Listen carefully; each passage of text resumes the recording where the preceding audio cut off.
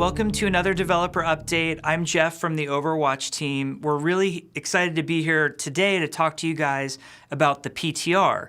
So first off, for those of you who don't know what the PTR is, it stands for Patch Notes Totally Random, or sometimes the player tiers region.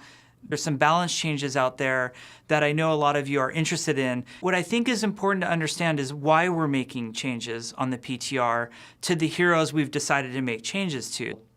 So on the first of every month, we like to do, a coin toss. Which heroes will we wreck this month? It's anybody's guess, to be honest. So first up is Sombra.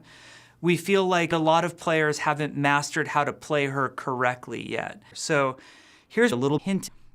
Best way to play with Sombra is to never pick her and at the start of a match, join the team voice chat and say, hey, if any of you picked Sombra, I will pick May, and none of you will be leaving the spawn room until late 2017. So our goal is not to make Sombra useful in any way. That's not what we're really interested in at this time. Next up is D.Va. So D.Va, we feel like she's just too much fun right now. So we asked ourselves on the development team, what would happen if we move her from the viable category to the never picked category. So that's what we are doing on the current PTR. It's a coin toss. The other question that comes up a lot is how come there aren't incentives for me as a player to come to the PTR?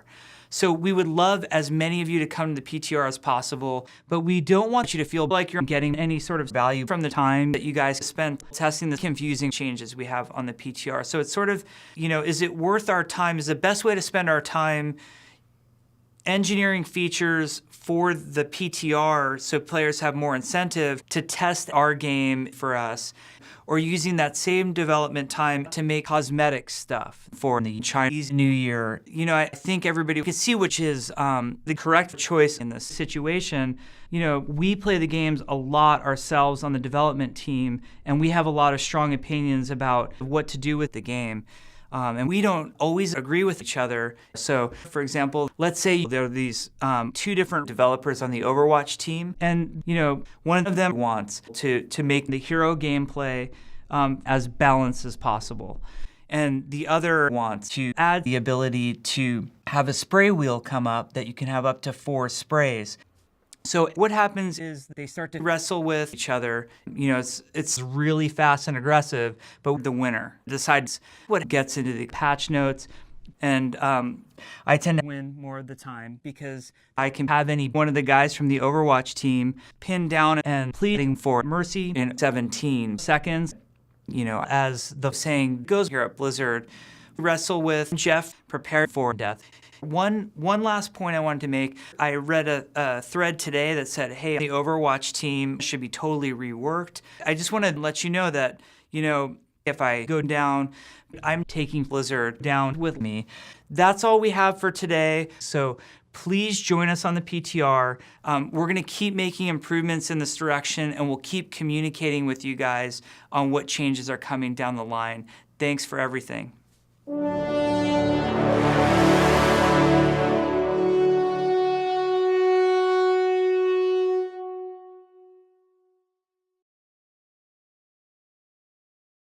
So another question that gets asked very frequently is how come we don't have the PTR available for console players? The truth is, I don't even know what an Xbox One or Game Station 4 is, to be honest.